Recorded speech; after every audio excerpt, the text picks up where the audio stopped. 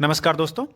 Geography के demo class में आज ये हमारा दूसरा वीडियो है जिसमें हम पढ़ रहे थे फंडामेंटल्स ऑफ जियोग्राफी, जिसमें latitude, longitude, season on earth और टाइम जोन्स के बारे में हमको बात करना था।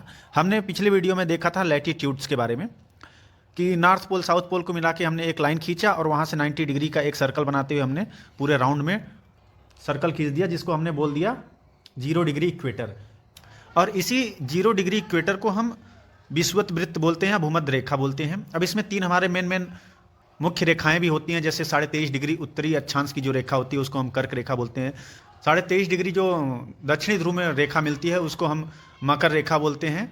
और ऐसे ही 66.5 यानी 66.5 डिग्री जो ऊपर हमको रेखा मिलती है उसको आर्कटिक वृत्त बोलते हैं। और 66.5 डिग्री जो नीचे दक्षिण की तरफ रेखा मिलती है उसको अंटार्कटिक वृत्त कहते हैं। अब इन तीनों का मुख्य कारण बताने की ये था कि जो कर्क रेखा और मकर रेखा है उसी के बीच में हमारा सूर्य जो है टू एंड फ्रो करते हुए हमको दिखता है।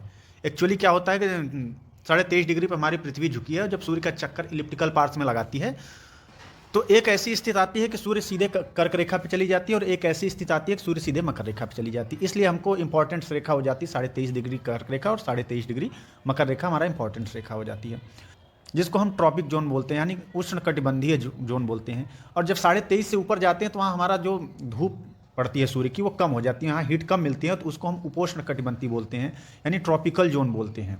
वहाँ हीट डिफिशिएट रीजन होता है। और 66.5 के ऊपर जब जाते हैं तो वहाँ तो हीट मिलती ही नहीं है, तो वहाँ बिल्कुल बर्फ़ जमा होता है, तो वो एकदम हीट है ही नहीं वहाँ पे। ऐसे ही हमने लॉन्गिट्यूड पढ़ा दिया था, लैटिट्यूड पढ़ा दिया था। अब हम उसके आगे चलते हैं। हमने इसके आगे आपको बता दिया था कि जो सीजन हैं, मौसम क्यों बदलते रहते हैं। तो पृथ्वी जो है सूर्य के चारों ओर एक इलिप्टिकल पाथ में घूमती है, वो भी 23.5 डिग्री झुक करके। इसलिए एक बार ऊपर सनलाइट हाई मिलता है तो ऊपर साइड समर हो जाती है, नीचे विंटर हो जाती है। और एक बार देखेंगे नीचे साइड क्या है, सनलाइट की इंटेंसिटी बढ़ जाती है तो नीचे समर हो जाती है, ऊपर विंटर हो जाती है। तो इस वजह से सीजन चेंज होते रहते हैं। और 2 कंडीशन ऐसे आते हैं जब डे और नाइट का टाइम बराबर हो जाता है। अब जब दोनों बराबर हो जाते हैं तो उसको हम इक्विनॉक्स बोलते हैं, और वो एक 23 सितंबर को आता है और 21 मार्च को। अब हम नेक्स्ट बात करेंगे day light saving in temperate region. तो आपको बता दें कि जैसे ही हम ये ट्रॉपिकल रीजन में रहते हैं, यानी उष्णकटिबंधीय क्षेत्र में रहते हैं, तो यहाँ पे देखेंगे दिन और रात के समय में बहुत ज़्यादा अंतर नहीं होता। लेकिन जैसे जैसे हम पोल की तरफ बढ़ेंगे तो दिन और रात के समय में बहुत ज़्यादा डिफरेंस होने लगता है। और जितना ही हम पोल के नज़दीक जाएंगे, यानी कि यदि यहाँ पे डे टाइम्स 24 आवर में 20 आवर्स दिन आपको दिखेगा और 4 घंटे नाइट्स दिखेगी। ऐसे ही जैसे हम नीचे की तरफ बढ़ेंगे तो यहाँ पे भी आप देखेंगे कि दिन कभी 20 घंटे का दिन और 4 घंटे की रात होगी, और कभी इसका उल्टा होता है, 4 घंटे की नाइट 4 घंटे का दिन होके और बाकी 20 घंटे की रात हो जाती है। तो इसलिए हम पढ़ते हैं day light saving temperate region, इसको हम DST बोलते हैं। अब जैसे आपको हम बता दें कि आप अलास्का में जाएंगे तो आप देखेंगे कि वहाँ पे गर्मियों के सीजन में 24 घंटे में 20 घंटे सुबह धूप ही दिखेगी, और आपको दिन में ही गुड नाइट और गुड मॉर्निंग बोलना पड़ेगा। आप जैसे सोएंगे तो वहाँ टाइम इस तरीके से सेट की जाती है कि सारा वर्क आपको डे टाइम में करना है, डे टाइम में सोना है, ठीक है। और फिर विंटर का जब समय आता है तो वहाँ की जो मैकेनिज्म है, गवर्नमेंट कुछ इस तरीके की रूल लाती है कि आपको दिन के समय अपने घड़ी को इस तरीके से एडजस्ट करना है कि दिन के समय ही काम करना पड़े, जिससे क्या होता है कि इलेक्ट्रिसिटी की बचत हो जाती है और काफ़ी एनर्जी की बचत करनी होती है। तो ये हो गया day light saving in temperate region की बात। अब नेक्स्ट हम देखते हैं इंटरनेशनल डेट लाइन। आपको बता दें कि जो ग्रीनविच मेरिडियन को ड्रा किया गया था उसके जस्ट 180 डिग्री अपोजिट साइड में जो लाइन होती है उसी को हम इंटरनेशनल डेट लाइन बोलते हैं। अब यहाँ पे देखेंगे तो इंटरनेशनल डेट लाइन बिल्कुल स्ट्रेट में होनी चाहिए। जो जियोग्राफर्स थे उन्होंने यहाँ पे दिमाग लगाया कि यदि ये किसी भी इस देश को कट करती हुए जाएगी तो वहाँ पे भी 2 डेट हो जाएंगे। तो जियोग्राफर ने आपस में मीटिंग करके डिसाइड किया कि जो इंटरनेशनल डेट लाइन है ये सिर्फ और सिर्फ वाटर बॉडी से होकर पास होनी चाहिए, केवल जल के किसी भी देश को कट नहीं करनी चाहिए, जिससे कि उस देश में केवल सिंगल डेट चले। अब आप यहाँ पे देख सकते हैं कि माइक्रोनेशिया हो गया, पॉलिनेशिया जैसे छोटे छोटे आइलैंड्स यहाँ पे हुए हैं।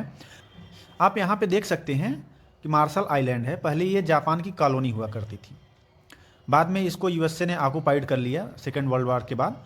और यहाँ पे हाइड्रोजन बम और परमाणु बम की धड़ाधड़ परीक्षण कर डाला। और परीक्षण करने से क्या हुआ कि यहाँ पे सबसे ज़्यादा रेडियो एक्टिव विकिरण आपको दिखेगा, सबसे ज़्यादा पोल्यूशन है रेडियो एक्टिविटी की। इसी के साथ ही इसके कुछ आइलैंड्स हैं वो वाटर बॉडी में सबडक्ट हो गए, डूब गए।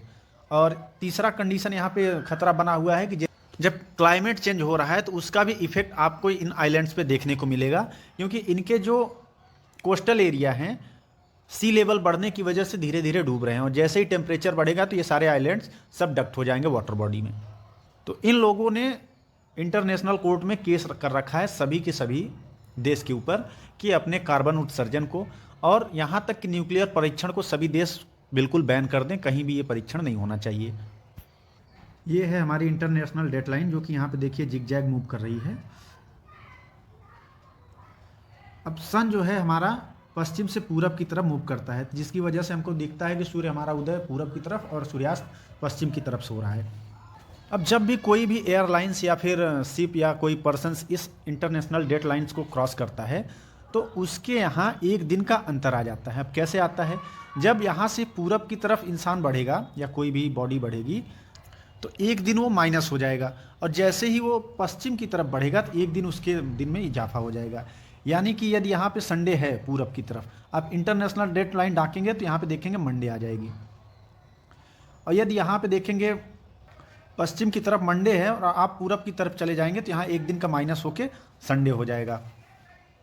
अब अर्थ हमारा रोटेट कर रहा है 360 डिग्री 24 घंटे में, तो एक घंटे में ये रोटेट करेगा, 360 में 24 का भाग दे देंगे तो 15 डिग्री रोटेट करेगा। 1 डिग्री रोटेशन करने में अर्थ को 4 मिनट लगते हैं। अब आप फिगर में देख सकते हैं कि ये हमारा रसिया है और ये क्या है, अलास्का यूएसए है। यहाँ पे यदि हमारा 31 दिसंबर चल रहा है तो यहाँ पे चलेगा 30 दिसंबर, एक दिन का हमारा पीछे रहेगा। अब आगे करते हैं बात स्टैंडर्ड टाइम की। तो स्टैंडर्ड टाइम्स को डिसाइड करने के लिए जियोग्राफर्स ने क्या किया कि आप जिस लॉन्गिट्यूड देशांतर के बीच में पढ़ते हैं उसमें से किसी एक लॉन्गिट्यूड को आपको चूज कर लेना है, और फिर ग्रीनविच मेरिडियन से कितने लॉन्गिट्यूड यानी देशांतर आप आगे जा रहे हैं, पूरब की तरफ जा रहे हैं, तो उतना टाइम्स आपको अपने टाइम्स में ऐड कर लेनी है। और वही ग्रीनविच मेरिडियंस की यदि आप पश्चिम की तरफ जा रहे हैं तो आपको उतना ही टाइम अपने स्टैंडर्ड टाइम से ग्रीनविच के टाइम से घटा देना है। अब हम एग्जाम्पल के रूप में इंडिया को देखते हैं और इंडियन स्टैंडर्ड टाइम की बात करते हैं। अब हम बात करते हैं इंडियन स्टैंडर्ड मेरिडियन की। तो उसको डिसाइड करने के लिए इंडिया के जो जियोग्राफर्स थे उन्होंने क्या किया कि पहले देखा कि इंडिया किन दो देशांतरों के बीच में पड़ता है। तो उनको मिला 68 डिग्री पूरब देशांतर से लेकर 97 डिग्री पूरब देशांतर के बीच में हमारा भारत स्थित है। तो दोनों के बीच का जियोग्राफर्स ने डिफरेंट फाइंड आउट किया। 29 डिग्री आया यानी 29 डिग्री, और उसका जस्ट उन्होंने हाफ कर लिया तो हमको मिल गया 14.5 डिग्री। अब हमारा 68 डिग्री ईस्ट है, उसमें हमने क्या किया कि 14.5 डिग्री हमने ऐड कर दिया, तो हमारा 82.5 डिग्री ईस्ट जो है बिल्कुल मिडिल से इंडिया के पास हो रही, इसको हमने अपना इंडियन स्टैंडर्ड मेरिडियन मान लिया। अब ये जो 82.5 degree east Indian standard meridian है, ये आप देखेंगे इलाहाबाद से होते हुए पास होती है। तो अब हमको फाइंड करना है इंडिया का टाइम क्या होगा। तो ग्रीनविच मेरिडियन हमारा 0 डिग्री पे पड़ता है और इंडिया पड़ रहा है 82.5 डिग्री पे, तो दोनों के बीच का डिफरेंस 82.5 डिग्री हो गया। 1 डिग्री पे हमको मिलता है 4 मिनट का अंतर, तो 82.5 डिग्री पे हमको अंतर मिलेगा 5.5 का। तो इस तरीके से 5.5 घंटे जो है हम ईस्ट की तरफ हैं, हमारे यहाँ सूर्योदय पहले होता है, तो हम इंडियन स्टैंडर्ड की जो टाइम है ग्रीनविच मेरिडियन के टाइम से 5.5 घंटा आगे चलेगा, यानी प्लस 5.5 GMT हम आगे रहेंगे। अब हम यहाँ पे देखते हैं कि जो ये अरुणाचल प्रदेश है ये बिल्कुल 97 डिग्री जो है ईस्ट में पड़ता है, और वहीं 68 डिग्री ईस्ट में हमारा पड़ता है गुजरात। दोनों के बीच में देखेंगे 29 डिग्री का डिफरेंस है, यानी कि यदि यहाँ पे सूर्योदय सुबह के 6 बजे हो रहे हैं तो आप देखेंगे गुजरात में सूर्योदय 8 बजे होगा, क्योंकि दोनों के बीच का यदि डिफरेंस निकालेंगे तो अप्रॉक्स 2 घंटे का डिफरेंस हो रहा है। तो इसीलिए जस्ट मिडिल से पास होता हुआ एक स्टैंडर्ड मेरिडियन हमने बनाया, जिसको हम अपना इंडियन स्टैंडर्ड मेरिडियन बोलते हैं, और वहीं से हम अपना टाइम डिसाइड करते हैं। विश्व में कुछ ऐसे भी देश हैं जिनका देशांतरी विस्तार बहुत ज़्यादा है। जैसे रसिया की बात करें तो बहुत ही लंबा क्षेत्र देशांतरी विस्तार है, वहाँ पे दिन के समय में 12 से 15 घंटे का अंतर हो जाता है। तो ऐसे में ये देश क्या करते हैं कि मल्टीपल टाइम जोन्स का इस्तेमाल करते हैं। रसिया में आप देखेंगे तो 8 टाइम जोन्स है, यानी 8 अलग अलग स्टेट वाइज उन्होंने मेरिडियन अपना डिसाइड कर रखा है, और सबका अलग अलग टाइम जोन है। जिस आप मेरिडियन को क्रॉस करेंगे अपने घड़ी को आप उसके हिसाब से एडजस्ट करना पड़ेगा। ऐसे ही आप यूएसए की बात करें तो वहाँ पर आपको 5 टाइम जोन्स मिल जाएंगे। यूएसए ने भी अपने क्षेत्र का स्पान ज़्यादा है तो 5 टाइम जोन में डिवाइड किया हुआ है। कनाडा देखेंगे तो कनाडा के पास भी शायद 3 से 5 हैं, तो आप उसको देख लीजिएगा। तो ऐसा नहीं है, कुछ देश चाहें तो चाहकर भी एक से अधिक वो टाइम जोन इस नहीं ले सकते, जिनका देशांतरी विस्तार कम से कम है। जैसे अगर हम श्रीलंका की बात करें तो श्रीलंका एक से ज़्यादा टाइम जोन का इस्तेमाल नहीं कर सकता, क्योंकि देशांतरी विस्तार उसका बहुत ही कम है। ये तो रहा आज का हमारा डेमो क्लास। कैसा लगा कमेंट बॉक्स में ज़रूर बताएं। यदि अच्छा लगा तो इसको लाइक कर दें। यदि कोई सुधार की ज़रूरत है तो उसको भी आप कमेंट बॉक्स में मैसेज कर सकते हैं। बाकी ऐसे इन्फॉर्मेशन पाने के लिए हमारे चैनल को सब्सक्राइब कर लीजिए। और यदि आपको जियोग्राफी पढ़ना है और अच्छा लग रहा है तो हमको कमेंट बॉक्स में इसका भी सूचना जरूर प्रदान करें। वीडियो देखने के लिए सभी लोगों का बहुत बहुत धन्यवाद।